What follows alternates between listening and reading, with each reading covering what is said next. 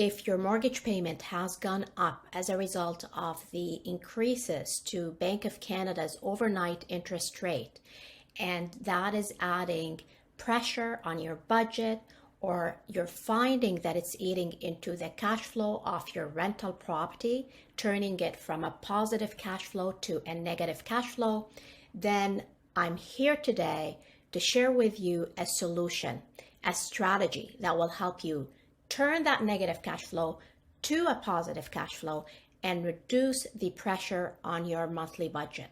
I call it the cash flow booster. Let me show you how. Let's say you have a rental property with a mortgage of $520,000, and that this mortgage is an adjustable rate mortgage or a variable rate mortgage where the payment has gone up as the Bank of Canada increased its overnight rate over the past 6 months.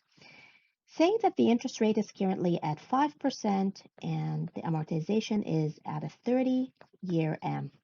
This means that the principal and interest payment on this loan every month is $2,760. Let's say that this property is renting for $3,500 a month, and that the expenses are roughly at 30% of the gross rents at $1,050 per month. If you run a cash flow analysis on this property and take the rents minus the mortgage minus the expenses, this property would be sitting in a negative cash flow position of $310 per month, meaning you have to feed it $310 every month to carry it. So how do we turn this negative cash flow to a positive cash flow? Let me show you how.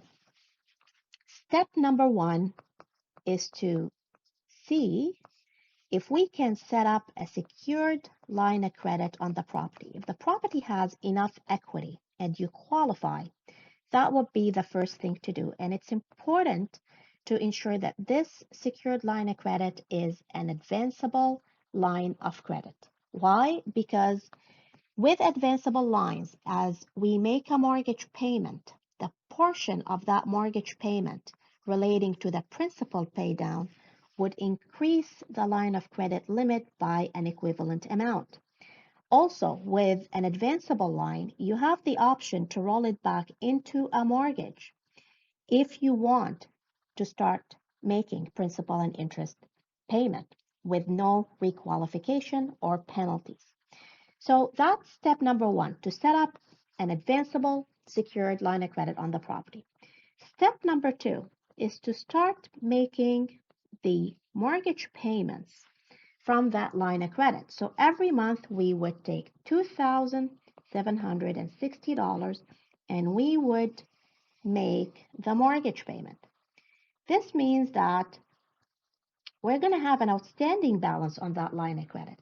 However, the monthly payment on that outstanding balance is much smaller, and on a $2,760, you're looking at $14 of interest payment.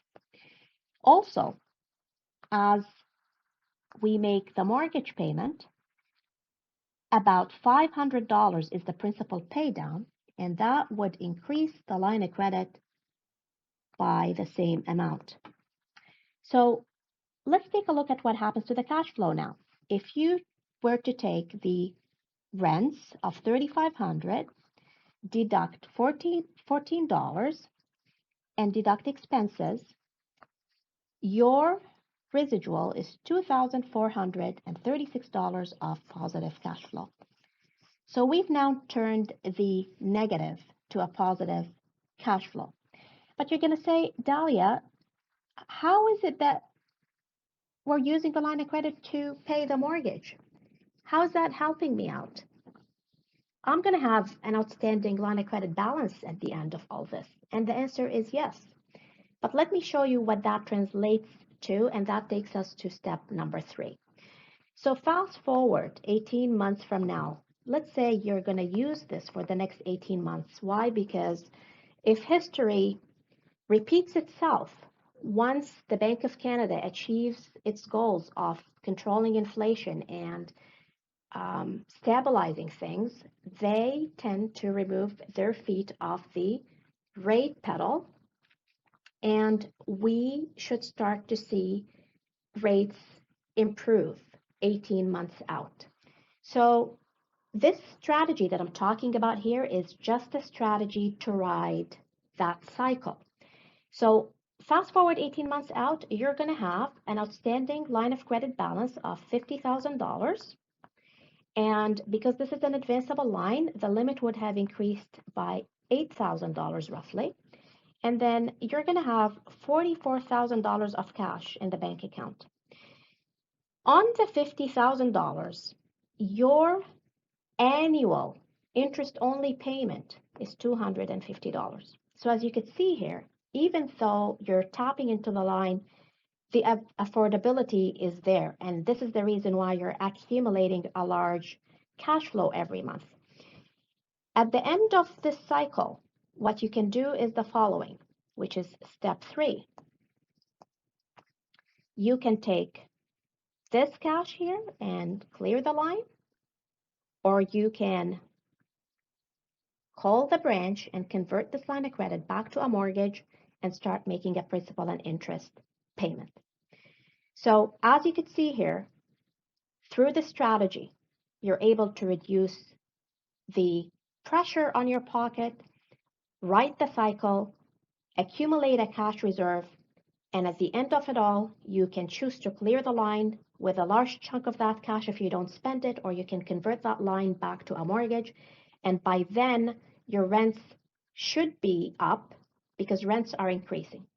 You can use this strategy also on a primary residence. It doesn't need to be only on a rental property.